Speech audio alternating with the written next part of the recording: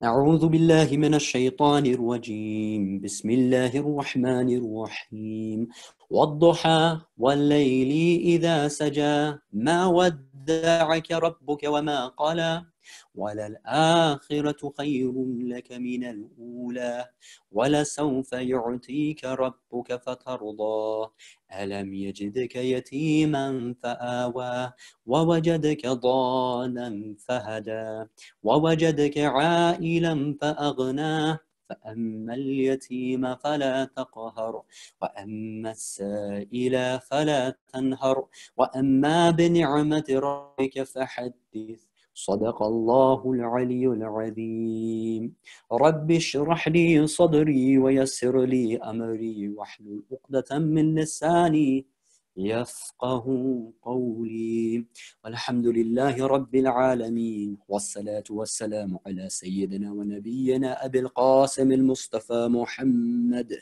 وعلى آله الطيبين الطاهرين المعصومين سيما بقية الله في الأرضين. Brothers and sisters, respected elders, Assalamu alaikum wa rahmatullahi wa barakatuh. It's a pleasure and an honor to be speaking here today. I'd like to start by thanking the honorable organizers of this event and thanking them for this opportunity. Now, this series has been about us reaching our best potential so that we can become the heroes of the future. And this is not a cliche. This is not just something that we're using to attract the youth. No, there is a reality in this and we need to adopt it. Now, today we're talking about something which is particularly interesting, and I'm going to have fun presenting this, inshallah. I hope you enjoy listening to it. It is about this concept of love at first sight and the nature of crushes. That's right. It's something that many of us are dealing with. I mean, we could limit it to the youths, but it's something that affects all human beings generally. The idea of crushes and love generally. Now, what I'd like to ask, especially from the youths, dear brothers and sisters, is give me your undivided attention for the next half an hour, because I know one of the advantages of having online sessions is you could be, flicking through whatever, and I won't even know about it. But try to give me your undivided attention for the next half an hour, inshallah, and have some questions ready. I promise you that if you are listening, this will change your life. Now, as we said, the human journey through life is basically nothing other than a search for perfection. And when somebody's looking for their potential spouse, they are essentially looking for that thing which they believe will complete them. They think that that person will make them more perfect. But what the dunya does is sometimes it causes us to look in the wrong direction, and we start to search for our own perfection in the wrong places. As we mentioned in a previous session about how the media presents to us good and bad and ugly things, this would fall under the category of some of those bad and maybe the ugly things too, where it actually presents what it means to love and be loved. And it presents this idea of love at first sight, and it presents a warped reality of what true love really is. And we're all familiar with this concept of, the fairy tale love story, the typical love story. And those of us from the Indo-Pak community will be very much aware of this whole glamorization of the fantasy of love and the concept of the happily ever after. And what you'll notice is the man and the wife, or the man and the woman, coming together and sharing that, promise and that bond to be together. In Western movies, it's generally sealed literally with a kiss. This scene is actually the epitome of the climax of the movie. Now, if you study a little bit of narrative theory, you'll find that there's a theorist called Vladimir Prop, right? And he says that all characters basically form a type of archetype. Now, I'm just going to very quickly simplify this. We don't want to make this a media studies lecture, but what the idea is that the woman is usually presented as the gift to be won at the end. She's the prize. But another thing that the media does, and a lot of these stories do, is it always presents the coming together of the man and the woman as the ending, as though it is the prize to be won at the end. And one of the reasons for that is because inconvenient realities of life do not make for compelling plots, right? So you'll see that Cinderella ends up with the prince at the end of her story, but it will never tell you what happens after that. You know, they have children, she has to change nappies, maybe she argues with her husband, she wants to have a maid, but then he's being stingy, maybe he starts to have love interests elsewhere. It gets all really, really murky. But most of these media organizations and stories just generally won't present to you these realities of life. And what it will generally present is, you know, this fairy tale happily ever after ending. And because we've been presented this over and over and over again, we end up searching for something similar, not realizing that actually the realities of life are much more than that. What does the Holy Quran tell us about the bond between a husband and a wife, or a man and a woman? It says, وَمِنْ آيَاتِهِ أَنْ خَلَقَ لَكُمْ مِنْ أَنفُسِكُمْ أَزْوَاجًا لِتَسْكُنُوا إِلَيْهَا. It is among his signs, the signs of Allah, that he has created from among you, your mates, that you find peace, tranquility among them. وَجَعَلَ بَيْنَكُمْ مَوَدَّةً وَرَحْمَةً. And we have established between you love and mercy, kindness, affection and kindness. Okay. What the mainstream media has done to a lot of us is it's made us search for other than these things. Okay. It's actually made us search for things like drama. You're looking for a bit of drama. And that's why generally a lot of people will be attracted to that thing which is spicy, that thing which is, you know, movie. I remember this movie just popped into my head, but you know, that thing that gives you the bubbles in your stomach, the butterflies in your stomach, the excitement, the mystery even, right? So that is what the dunya is telling us to strive for. But the Quran, the Ahlul Bayt, Islam is telling us to strive for something actually very different. Let's go back to this verse. What is it saying? There are 4 things that are looked for. First of all, it's a sign of Allah. That relationship ought to be a sign of Allah. The relationship itself should remind you of Allah. Secondly, it is for peace, tranquility. Not for drama, not for spicy wacey. No. Islam teaches you not to search for those things, but to search for peace. And while this might seem boring and unexotic, this is the reality. And remember we had the discussion about growing up and actually maturing. This is what it's about, because sooner or later, you're going to want peace in the house. You're going to want tranquility. Whether you're a man or a woman, you want that partner of yours to give you peace, security, and affection. When you've had a bad day, you don't want any drama in your life. Trust me, guys, if you're searching for drama, you will find it and you won't appreciate it. Okay, so these 4 things that it teaches us to search for is that it's a sign from Allah. It's peace, it's tranquility, it is love, affection, and mercy, kindness. These are the things that we ought to be striving for when we're looking for potential spouses. Okay, so now we're going to come to the real discussion now, and that is, what is this idea of love at first sight? You might think that you're in love, and I've been informed of kind of research which has been done where they just sat in malls observing young men and young women, and they notice certain things about our behavior. Men will generally stick out their chests when they see a group of women walking past. They'll stick out their chests, they'll suck in their stomachs. They will talk in a deeper voice. Women will also do things. They will speak in a softer voice. They'll flutter their eyelids and little things like that. You're flirting. You're flirting. You don't even know you're flirting. Who taught you how to flirt? That is flirting. And some of these things are instinctive, okay? But the reason I'm highlighting these things for us right now is so that we become aware of these things, we become conscious of them, and we be careful of these things, because they're not leading us to any good. Trust, dear brothers and sisters, trust me. It's not leading us to any good. Remember what the Quran says. Lower your gaze. And it's deeper than just the visual. Although we have a hadith to say that, look, the eyes are the gateway to the heart. If you protect the eyes, you protect the heart. So a lot of this is to do with the psychology of men and women, which we don't know about. And actually what the mainstream media is doing is using that against us. But I don't want to go too deep into that. But there is this whole theory of the male gaze and how, for example, some advertising techniques will employ the use of a typically attractive woman in order to attract more men towards that product.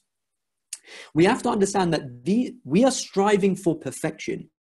If we want to be the heroes of the future, then we have to learn to rise above our innate animal natures and actually become something higher than that.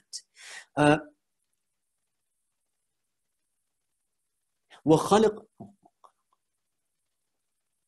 إن خلقنا الإنسان في أحسن تقويم ثم رددناه أسفل سافلين. Surely Allah says in the Quran, we created humans in the best of make, and then we rendered them the lowest of the low. Therein lies the philosophy. We learn in Islamic theology that human beings have the ability to be higher than the angels and lower than the animals. All of these things that we're doing, these flirtatious things that we might be doing consciously or subconsciously, just part of our animalistic nature.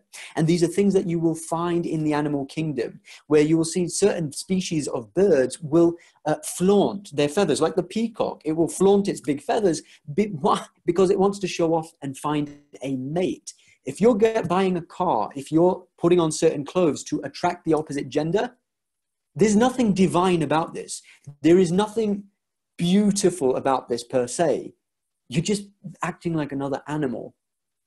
All right. And if a relationship were to ensue because of such actions, which are baseline animalistic, then what you're going to get out of that is an animalistic relationship, which won't help you to advance. It won't give you that peace. It won't give you that affection. It won't give you much of that mercy which you're looking for, which is something which is going to help you complete half your deen and help you to excel and become a hero of the future. Now, you might have heard this phrase that love is blind.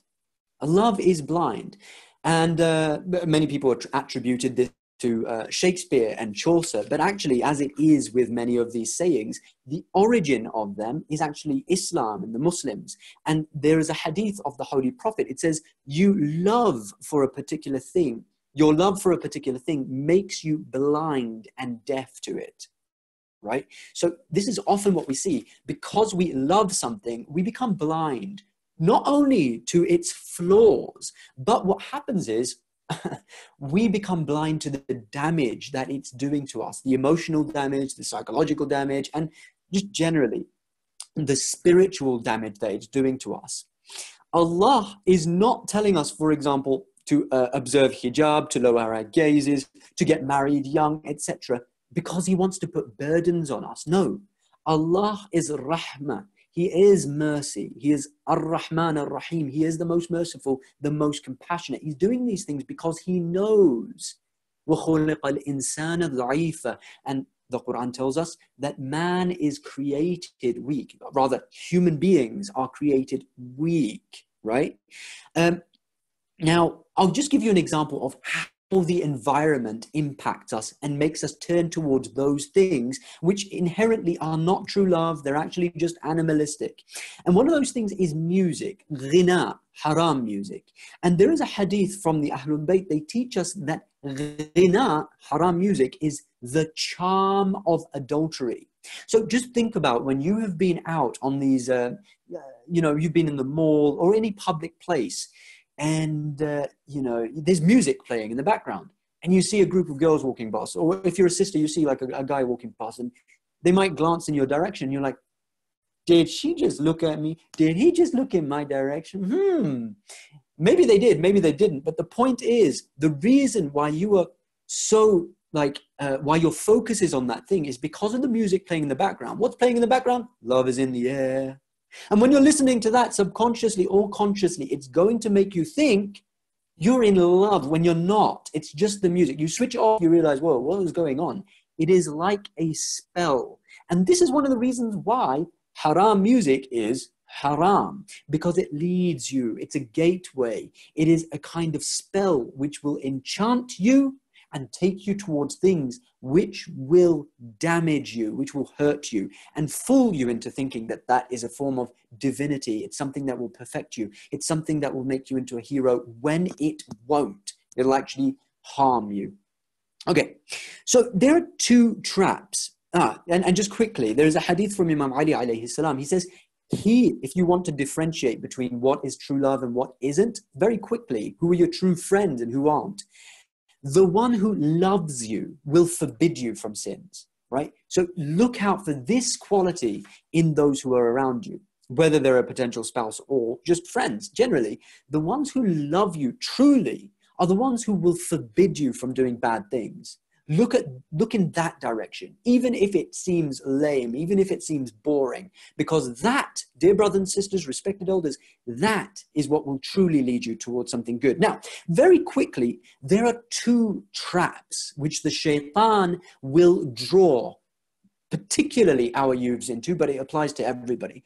And these two traps can be summarized in this: either you're too good looking or you're not good looking enough. Let's deal with the first one first. Shaitan will convince you that you are so good looking. You are beautiful. And, you are so handsome. And you will spend a lot of time looking in front of the mirror. Islam tells us to, do ourselves up and, look presentable. I'm not arguing against that. If you're looking in the mirror a lot, then you should be a little bit aware that maybe you're falling into this trap of shaitan, where he tricks you into thinking that you are just so you are gorgeous.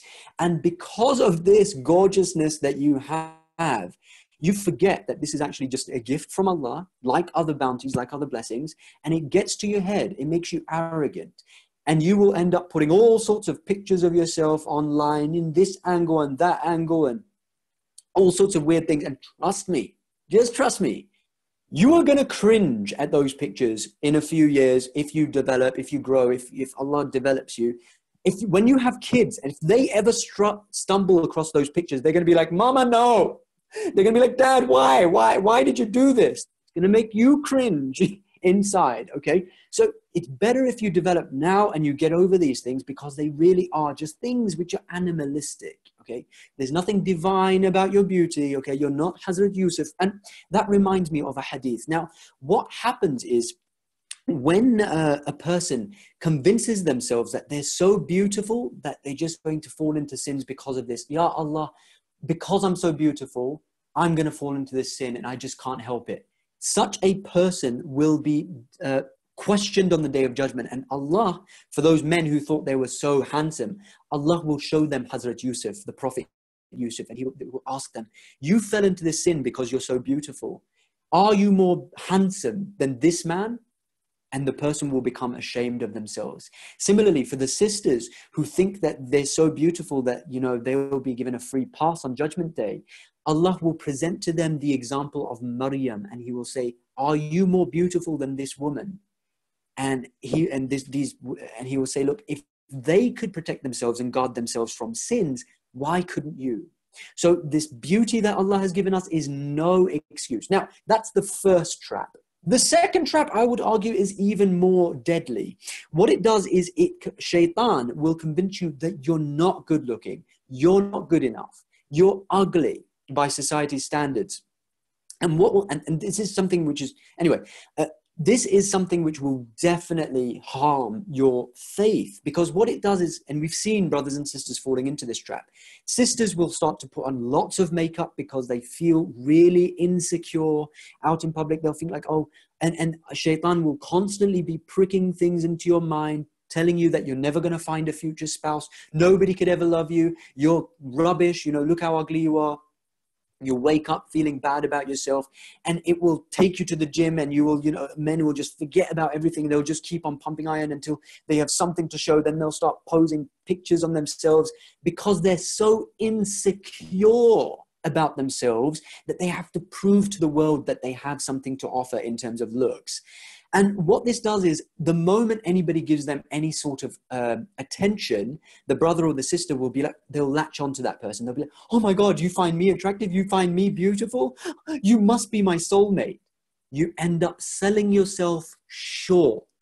These are the traps of shaitan that you should be aware of. Now, I want to tell the brothers and sisters that, listen, you are definitely going to get crushes, strong crushes. Your emotions are going to boil up inside you, especially if you're, in your teenage years and a little bit older than that. Look, it's going to get harder. I'm just warning you. You are going to get such strong crushes that you will believe wholeheartedly that you are truly in love and what you're experiencing is true love.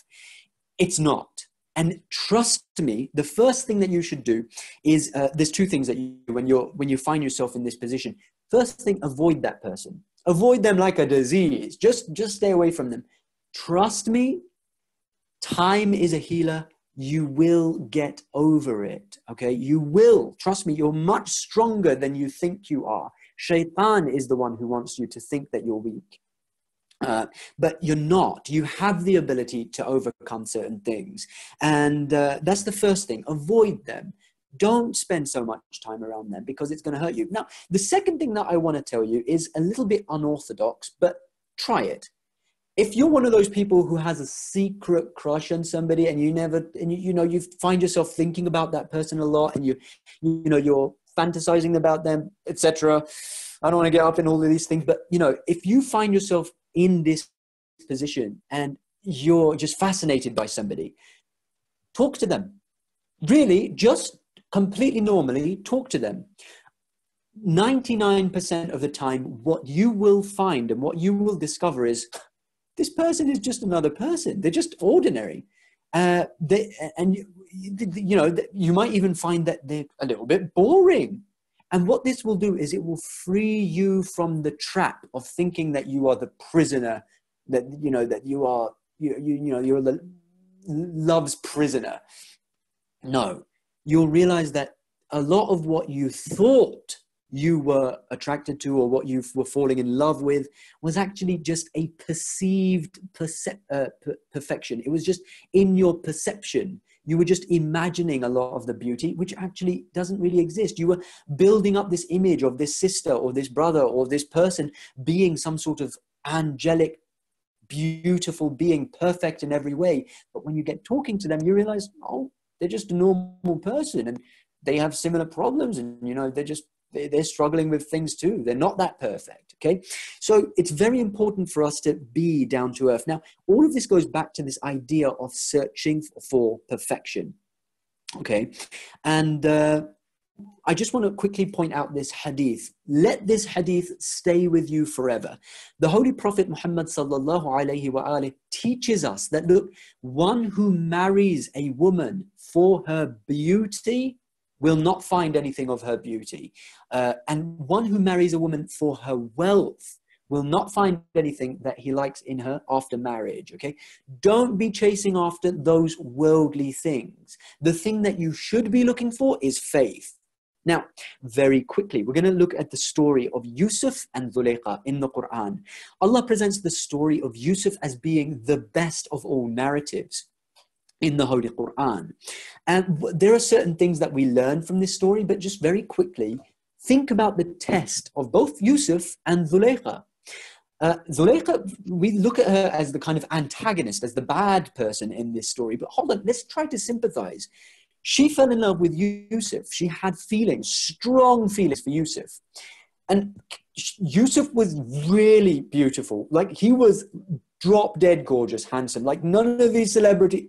I won't even name any because that will get inappropriate, but he was really good looking. Like, anyway, so can you really blame her? Now, what happened in this story? He found himself as a slave. She closes the door and locks it and then tells him to come towards her. And he, at that point, قال ما دعا الله. He says, I seek refuge with Allah. And he runs towards the door trying to escape. And she grabs his shirt from behind and rips it. And the story goes on. And then, I believe that many of us are familiar with the story, and if you're not, go and read it because it is fascinating. It will open your eyes in many ways if we just contemplate over it. Now, some of the lessons that we draw from this story, as we know, what happens at the end of the story? Prophet Yusuf becomes like a very respectable like leader of the society. Dhulayqa repents and she realizes the mistake that she's made, etc. And it is a happily ever after in the true sense of the word. Now, what do we learn? Patience, restraint. Yusuf in the story does something that if we did it in the modern world, you know, your guy friends would probably make fun out of you. They'd think, what's wrong with you, man? She was really good looking. By the way, Dhulayqa was very beautiful too. Your friends would probably make fun out of you for running away from that situation. But what is the story showing us? Look, there is a hadith that tells us that when you are alone with the opposite gender and the door closes, you're no longer alone because the third person in that room now becomes shaitan.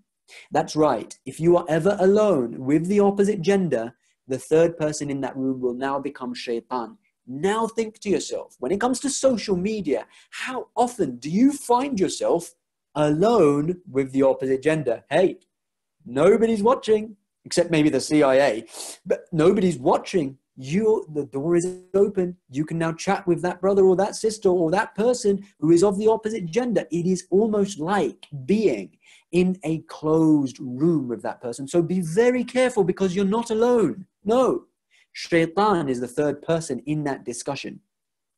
And what we learn from this story is a lot of brothers will be okay, and sisters, with being in certain environments where it's not necessarily safe for them to be there. It's not safe for their faith to be there. When you are mingling with the opposite gender, have no doubts that it will affect you. You will start to develop feelings for somebody, or if you don't, that person will start to develop feelings for you. There is really no space for friendship between a boy and a girl in Islam, generally speaking. Look, the last brother, by the way, I just want to point this out. I had this discussion with a brother not so long ago, and I said this to him, and he didn't agree. And guess what? I just spoke to him recently, and guess what happened?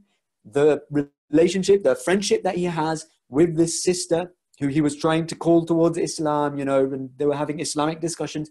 Even then, shaitan will get involved. And even if it's not shaitan, it might be a crush. It might be some sort of feelings. It starts with a little bit of this, and then it turns a bit of spicy, and then it turns into a dream, and then it grows. Okay, so be very cautious of that. And I'll go back to the words of Sheikh Osama, because I love these words. He says, brothers and sisters, you're not brothers and sisters. Be very careful of each other. What does Yusuf do when he is in that situation with Dhulayqa? He doesn't say, I'm a prophet. I can control myself. No. He runs towards the door. Brothers and sisters, do not place yourself into certain situations where there is a danger, and you know where there is a danger. Get out. Even the prophet of God, Yusuf, doesn't stay in that situation because he knows that there is a danger. Even if he can control himself, maybe that person can't. Get out of those kinds of situations. They're not good for your this world, and they're not good for your hereafter. They will have an effect on your spirituality and your spiritual growth. Now, and these things that Allah tells us, you know, things like hijab, things like, you know, social distancing was a part of Islam before the virus came about, guys. This idea of segregation, you know, the way that we are mingling. Islam is, by the way, not completely against men and women, you know, interacting, but it's supposed to be with limitations. It's not supposed to be talking, joking and laughing about things and, you know, he's my best friend, you know, putting your arm around her shoulder like your brother and sister. You're not. Islam is not supposed to be this extreme or that extreme, right? There is supposed to be interaction, but it's supposed to be controlled, reserved interaction. And if you want to see an example of that from the Quran, then look at how Musa and the two women who he meets at the well speak, and look at the way that it describes her walking shyly towards her. Shyness is a good trait in sisters. Embrace that trait. Now, Allah tells us in the Quran, مَا يُرِيدُ اللَّهُ أَن يريد الله يريد الله أن يخفف عنكم وخلق الإنسان ضعيفا. Allah desires to lighten your burdens. Dear brothers and sisters, He's not here to make things harder for you. He knows that you're weak, and He wants to create create a society where you don't fall into these pitfalls, where you don't start to feel insecure about yourself, where you don't get your heart broken, or worse, where you don't fall into a situation where you start breaking the heart of somebody else. It could be your parents' hearts. You know, every dad's nightmare is when the daughter comes in and goes, "But dad, I love him." Look, sister, don't do that. It's really cringy. It's really cringy, and you don't know what love is yet. Okay. Remember, the Quran is telling us it's about completely different things to what the West has presented and what Western media and the dunya has presented love to be. Now, Zulaykha, remember we said that Zulaykha's story, we sometimes look at her as the bad guy, but what happens in the story is that, look, she recognizes her flaw. She feels weakness. She does something in a moment of weakness. And at the end of the story, she repents and she realizes that Allah is her true love. And this is a sign for those of us who may have stumbled in the past, that look, you can still reach such heights despite whatever sins you may have committed. Look, Zulaykha, in today's standards, that would be literally referred to as sexual assault. She sexually assaulted a prophet of God. You can't imagine something worse than that. But what did Zulaykha do? She realized the weight and the degree of that crime that she had committed, and she completely turned back to Allah, to the point where at the end of the story, Zulaykha and Yusuf actually do get together, and they do get married in a halal and beautiful way, and Allah does bring them together. But what happens to Zulaykha? She goes and she worships Allah. She's not even interested in Yusuf anymore. She gets drowned and lost in the love of Allah subhanahu wa ta'ala, to such an extent that the old crush that she used to have on Yusuf means nothing to her anymore, because she's now drowned in the love of Allah. And just for the next 5 minutes, I want to really open up this discussion about drowning in the love of Allah. Think about what a crush does. You lose sleep. You lose your appetite. It becomes an obsession. You do things to please that person that you have a crush on or you love. You wear clothes to impress that person who you love. All of these things, dear brothers, sisters, respected elders, we are supposed to do for the sake of Allah.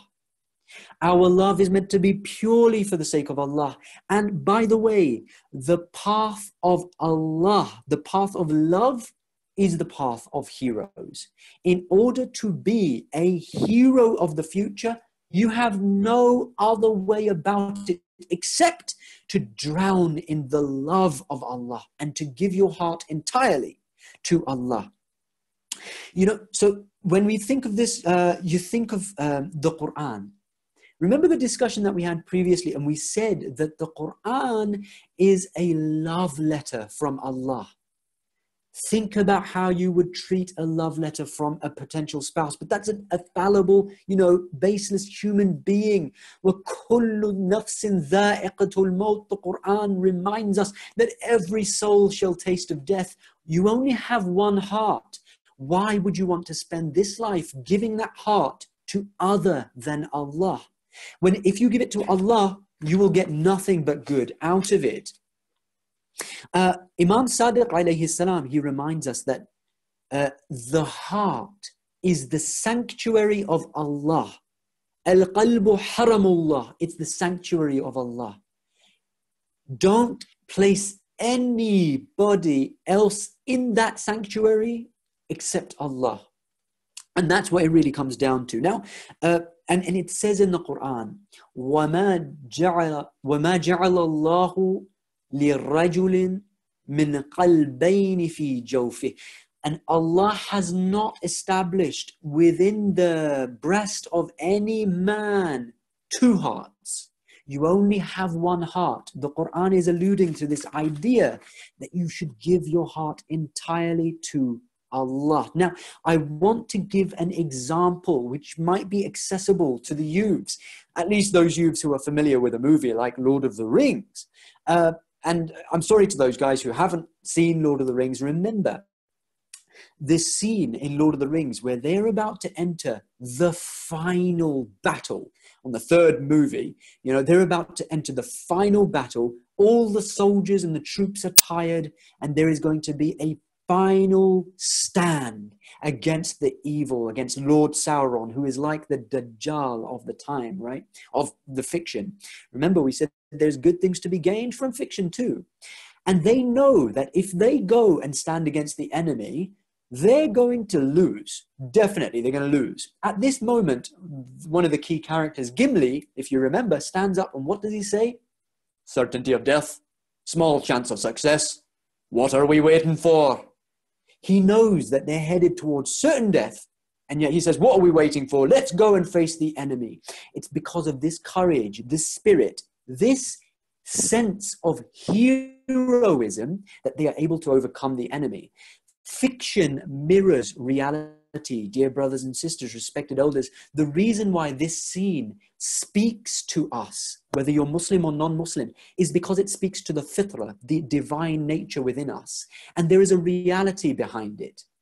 Remember, the story of Imam Hussein alayhi salam is not there to put you to sleep. It's there to wake you up, to make you realize that that was a true, real, it wasn't fictional. It really happened. In order to save Islam, Imam Hussein made the ultimate sacrifice.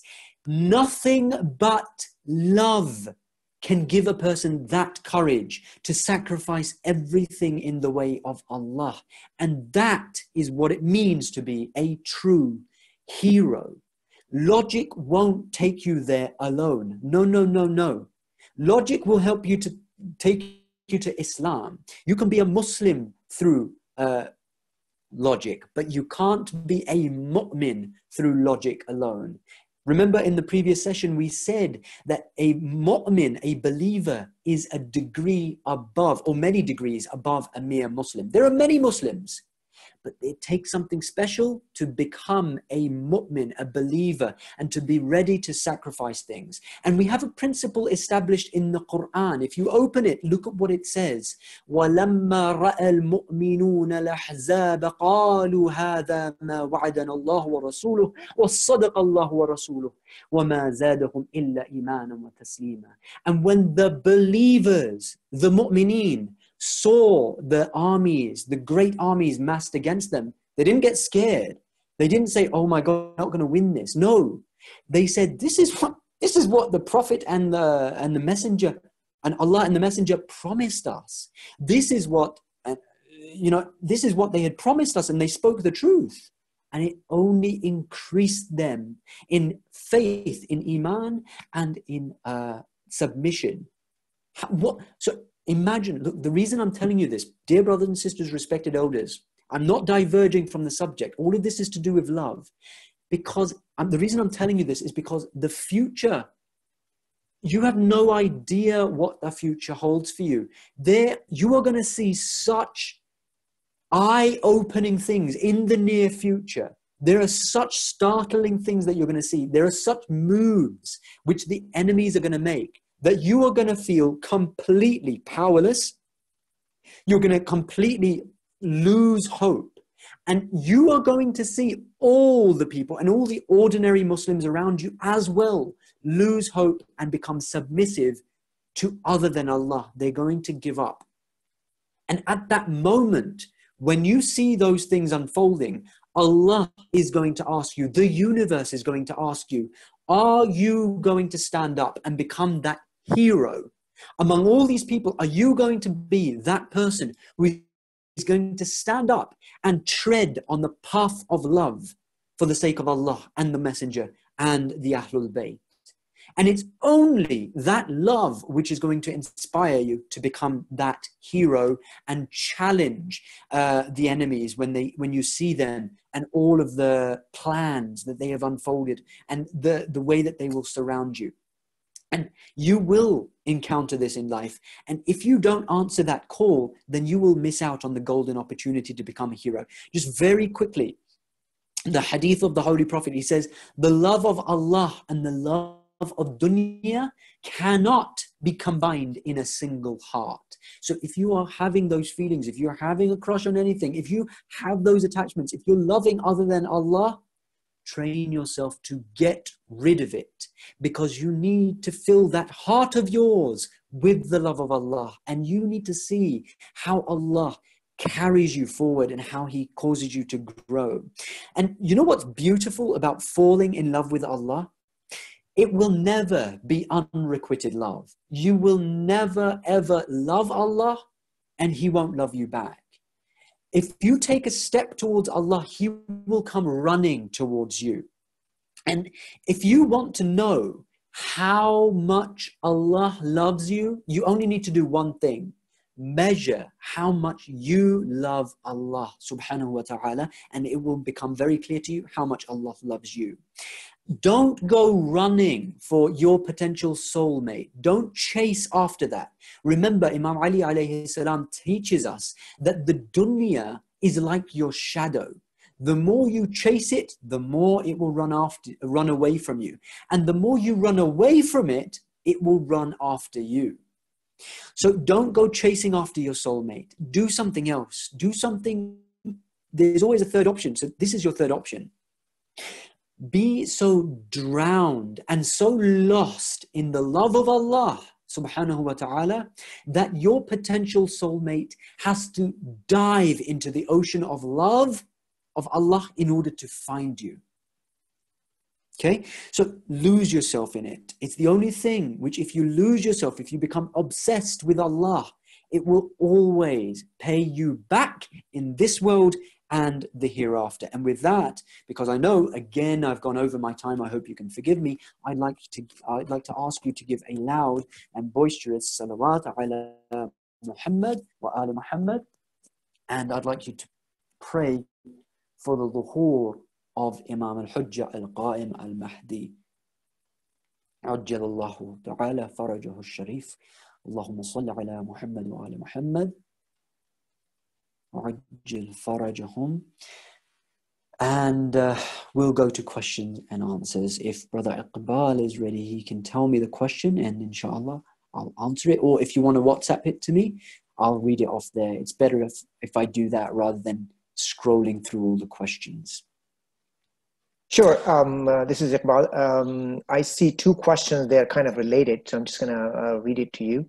Cool. The first one, brother, discuss about listening to Sufi music and naats with background music. And the second one is halal music too. Discuss about the music made by famous Sami Yusuf, because a lot of youths listen him to be away from haram music. So those are the two questions. Okay, great. Yeah, when it comes to music, just very quickly, look at what your marja says. So Agha Sistani says that, look, that music which is suitable for haram gatherings, that music is haram. When it comes to Agha Khamenei, he will say that, look, generally, and just think about this for a moment. Let's open this discussion up just a little bit. That music which is taking you towards Allah is good. And that music which is taking you towards dunya is haram. And I'm simplifying it massively. You have to think about this and contemplate over it and look at what your marja says as well. But just think about it. Look, for the believers out there, look, unless there is in your heart zayg, unless there's deviation in your heart and you're actually trying to justify haram for yourself, which I don't think that a lot of the brothers and sisters are. I think that the brothers and sisters, they genuinely want to know what is haram and what is halal, what will get them closer to Allah and what won't. Ask yourself, there are certain types of music, if you listen to them, you know that that's for discos and nightclubs. It's a type of music, and it was referred to in Arab, like back then, as ghina. It's completely lahu. It's completely just rubbish. I don't want to even mimic it. It's Britney Spears. It's Miley Cyrus. It's Drake. It's all of these mainstream musicians. generally speaking, that's what they will always push, because they want to push the society in that direction. And it's that music which makes you forget Allah. Now, other than that, there's lots of music out there. I remember the brothers mentioned in one of the previous sessions about Lord of the Rings music. A lot of the music that you hear in the background of movies, music which reminds you of Allah, reminds you of the battles of Islam, makes you inspired, whether it's inspiration to do a good painting or work out. Generally speaking, these kinds of things which motivate you to become a better human being, bring you towards Allah, remind you of the Creator, they're halal. When it comes to Sufi music, generally speaking, yeah, go for it. I mean, if it doesn't take you towards haram, if it's not reminding you of anything haram, if it's not taking you towards sins, go for it. Look, when it comes to Western music, generally speaking, and even Eastern music, there's three things, and please pardon my language, but just so that it becomes clear, the themes are very clear: sex, drugs, rock and roll. That's what it's all about. Dunya, how much money I have. Look at my car. You can have whatever you like. Love is in the air. A lot of love songs, by the way. Unfortunately, a lot of aunties, with all due respect, dear aunties, if you're justifying a love song, Bollywood love songs and stuff, because you're saying that, when you listen to it, you think of Allah, be a little bit careful about that, because a person can justify haram music, which is obviously haram, by saying, oh, it reminds me of Allah. So that's why we generally say that music, which is generally for haram gatherings like discos and nightclubs and those kinds of places, that music is generally haram. Avoid it. And this argument, by the way, oh yeah, that haram music reminds me of Allah, so it's halal for me. It's like saying, oh, alcohol, when I drink it, I get drunk and think about Allah. No, that doesn't count. You're just twisting it. Don't do that. No, it's very clear. And when you hear haram music, it will make you cringe. Dear believers, inshallah, it will make you cringe, and you'll recognize it straight away as yuwaswisu fi sudurin nas min al-jinnati wan nas. It is that whisper from the shaitan who whispers into the hearts of men, from among the men and from among the jinn.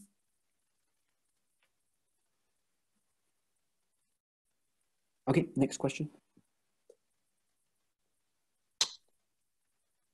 Okay, the next question, I'm trying to go in the order they're received. Why are we not allowed to keep dogs as pets? Very, very good question. Dogs, just very quickly, are najis. So in Islam, there are certain things which are najis, spiritually impure. Blood and urine and feces. There are only 3 living creatures which are actually najis, according to the fiqh of Islam, which is basically like the bare bones of Islam. And that's dogs, pigs, and kafirs. And please don't ask questions about kafirs right now. We don't have the time to go into that. But yet, dogs are najis.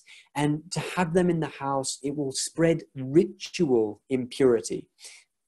And, it's not just about bacteria. Ritual purity. Just recently, I was having a discussion with a brother, and we were discussing about how it affects people's faith, and it actually invites, I don't want to go into this too much, but it invites jinns. I don't want to say that that's the answer. It's not the answer. No, the answer is much more, and it's much broader than that. But I'm just giving an example of the things that ritual impurity do. And what you'll notice is a lot of black magic, what it does is it deals with these things which are specifically told to us in our ahkam to be ritually impure, like blood, like pig's blood, and etc. Certain things are ritually impure. Now, a dog, you can have a pet dog if it's for a specific purpose, like hunting. In the olden days, you'd need hunting dogs. Like, for example, sniffer dogs for police. You have it for a specific purpose, and you need to use that dog for, finding drugs or, hunting down criminals, etc. And other reasons too. if you're blind and you need a guide dog. So Islam doesn't prohibit completely having dogs. But when you're having a dog just as a pet, because you want to rub the dog's head, and then you want to eat food, and then you want to have the dog sleeping on the foot of your bed, and you want to hug the dog and stuff, no, that's najis. You don't want to do that. Trust me.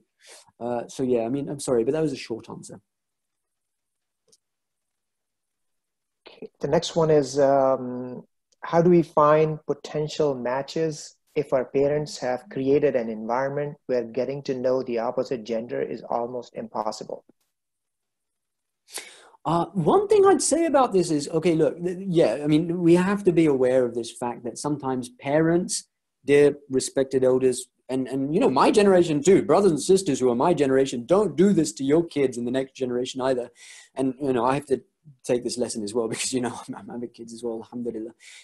Don't make it difficult for your kids to marry. Don't limit them to just their cousin from the same village in India or Pakistan or Iraq or Afghanistan or wherever you're from. No, don't do this. Islam has actually pushed against this idea. It said that you're all brothers and sisters in faith. There's a huge pool of mu'mineen, of believers to choose from. And I remember when I was arguing about this, or at least discussing this with some of the elders in our community before, and I said that, look, we should be pushing for interracial marriages. This is a good thing. Islam wants our cultures to learn from one another, and we should be marrying from different racial and I knew somebody would ask that question, from different racial and ethnic backgrounds. This is a good thing. And I remember them coming and saying, no, it causes problems, and it causes fights, and cultural differences make things really complicated. And while there is some truth in that, hey, there's always a chance that there's going to be complications. Part of the journey of marriage is to try to overcome those problems. Now, a lot of youths find themselves isolated, and I want to give you some options here. Now, first, don't shun arranged marriage. Look, it's looked at as something lame. Remember the discussion we had about what's cool and how society and dunya is trying to define for us what's cool and what's not? Who said that arranged marriage is such a lame thing? Not really. Why does it have to be lame? It can actually be a really good way to meet people and to see if they are a good potential spouse. Be open to the idea. Don't close yourself off to this idea. Don't think, oh, that's something that is against me. Why? Who told you that that's something wrong? Who taught you that you should get married later and it's cool, and I only want to marry somebody who I feel, I want it to be a love marriage? This entire discussion has been to teach you that, look,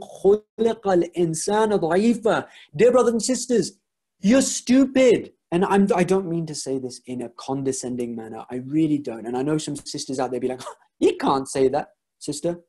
I don't mean to say it in a condescending or an arrogant way. You're stupid.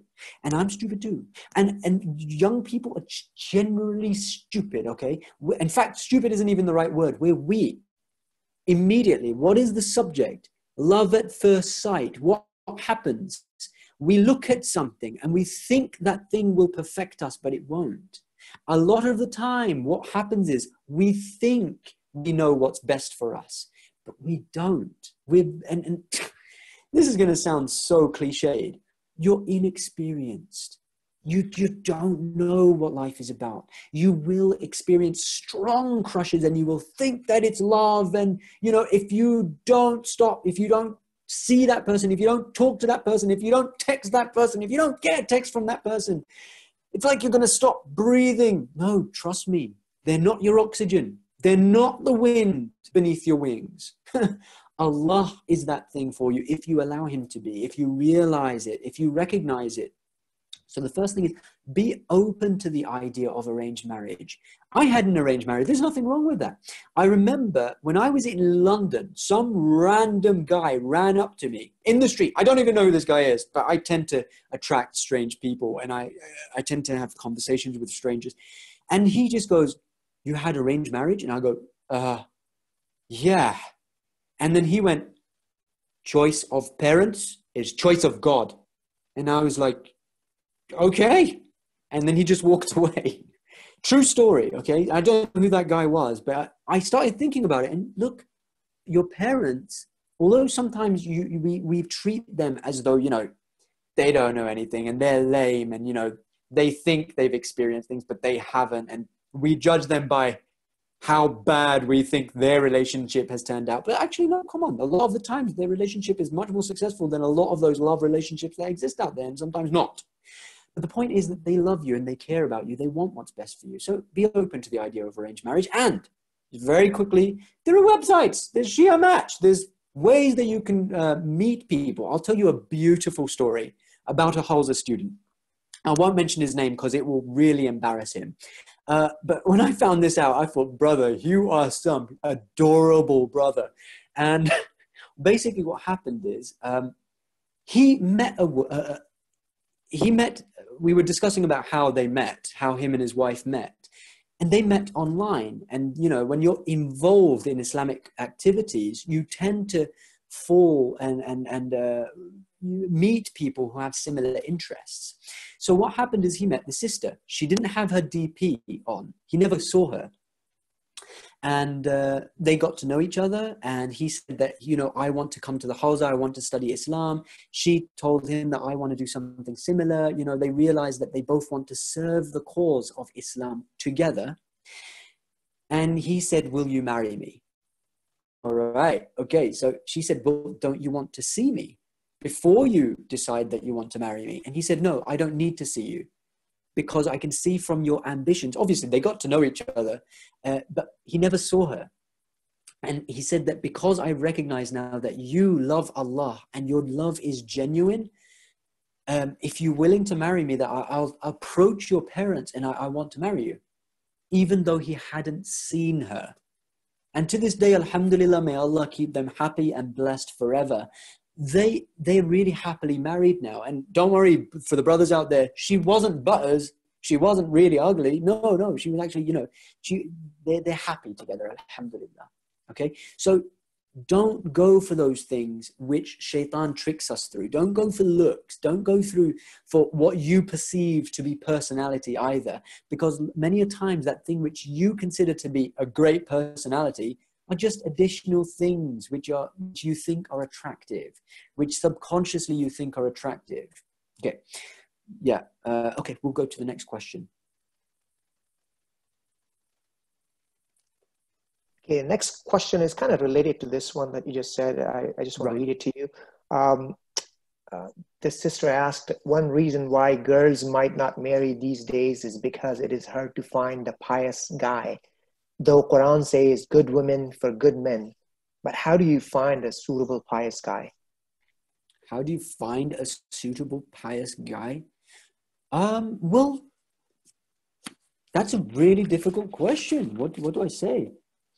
I think a part of that, sister, it would depend on what you define as a good pious guy.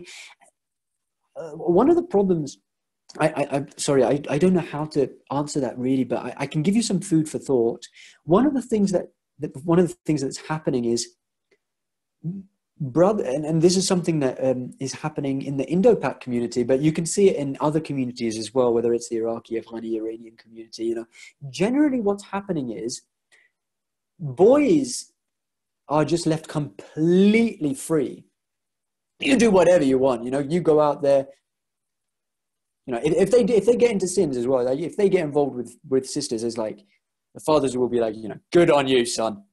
There is this attitude that exists, and it's seen okay for brothers to go out there and sin, essentially, and to not take Islam seriously. And meanwhile, sisters are kept very, their hijab is very important. And while this is a good thing, and there should be a little bit, Islam does promote a little bit of this, where, women should be a little bit, sisters, daughters should be kept a little bit more protected, a little bit more sheltered. But I'm talking about when we've taken it to an extreme, where boys are just completely, they don't take Islam seriously at all. And the sisters, they're observing their hijab and they're really good, pious sisters. And then what's happening is the mothers of those bad boys are saying, I want to find a really good girl for you so that she can make him into a good Muslim. this is really bad. This, like, I don't know what to say. It's like the mothers who have raised their daughters to be really good and pious and close to Islam and observe their chastity, etc. They've struggled to do that especially in Western society where they're surrounded by so many sins. And the mothers of those sons who just let their sons run wild, like creatures of the earth, they're like, okay, now all of the burdens that my son has now become, I'm going to dump it on some poor innocent good girl out there. This is really bad. Both boys and girls, both the brothers and the sisters, need to be pious. There shouldn't be this imbalance occurring in society, so that a lot of the burden falls on our sisters to make the brothers into good Muslims. Look, if you're gonna marry somebody and you're gonna think, okay, he's really terrible or she's really terrible, but it's okay, after marriage I'm gonna make them all perfect. You have to be careful that that's not wishful thinking. Try to find somebody, and this is why the ahadith have kept on emphasizing on this point. Look for faith, look for faith, look for faith. It's faith which should be the deen, which should be the mi'yar, the measuring stick by which you choose a potential spouse. Not looks, not wealth, not career, not any of those things. So sorry, sister, I think all I've done is I've asked your question back to you, and I've just magnified your question. But I don't know what the solution to that is. I mean, how are we going to find these pious men? Where are you, pious brothers? There's pious sisters out there looking for you.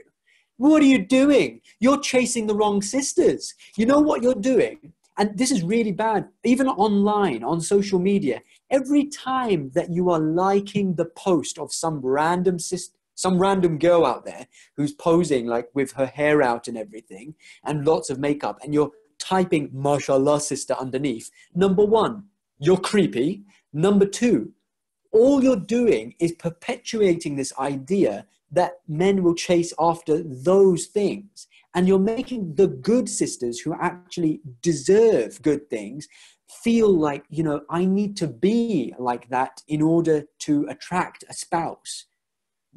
You're actually dragging society back by doing these things and giving so much attention to these sisters who don't deserve it.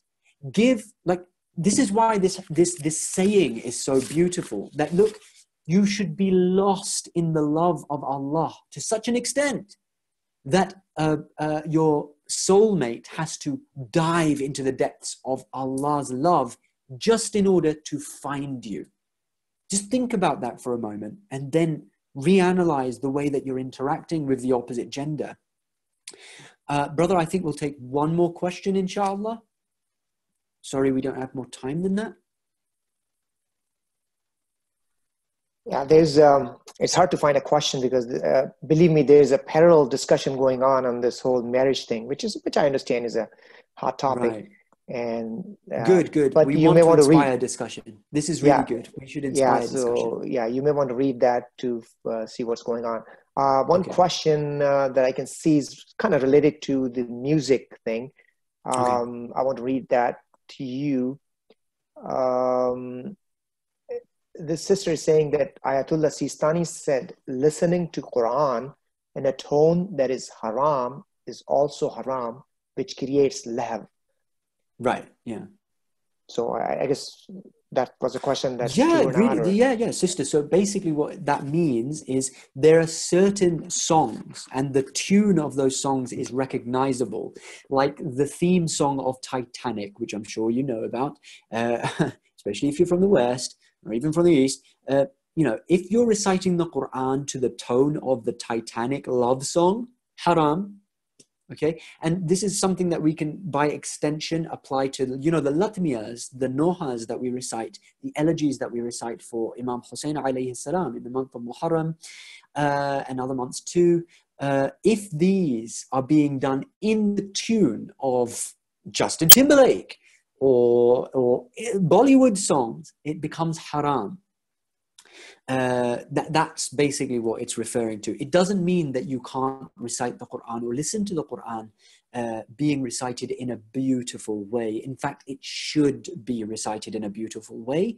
And we have a hadith to say, the Quran itself says, رَتِّلِ الْقُرْآنَ تَرْتِيلًا, that the Quran should be recited in slow, measured portions. And the Holy Prophet Muhammad sallallahu alayhi wa alayhi and the Ahlul Bayt teach us that we should listen to the Quran in a way that our hearts become attentive towards it. And Imam Ali alayhi salam says that the Quran is beautiful to listen to, and the depths of it also are beautiful. So yeah, don't worry about it. He's not talking about, Mish'ari or the famous reciters that recite it in a beautiful way. But I think a lot of innovations, which are deviant innovations, are taking place. And that's why Agha Sistani was replying to that question. And he's making it clear not to listen to the Quran in the tune of your favorite pop song. Na'udhu billah, let's try not to have a favorite pop song. Let's try to rid our hearts, and inshallah, let's try to attach our hearts and fill our hearts, inshallah, with the love of Allah. And I'd just like to leave you all with one final hadith from Imam Ali alayhi salam, where he says, I stood at the gate of my heart and I let nothing inside except Allah subhanahu wa ta'ala. And with that, I'd like to bid you assalamu alaikum wa rahmatullahi wa barakatuh.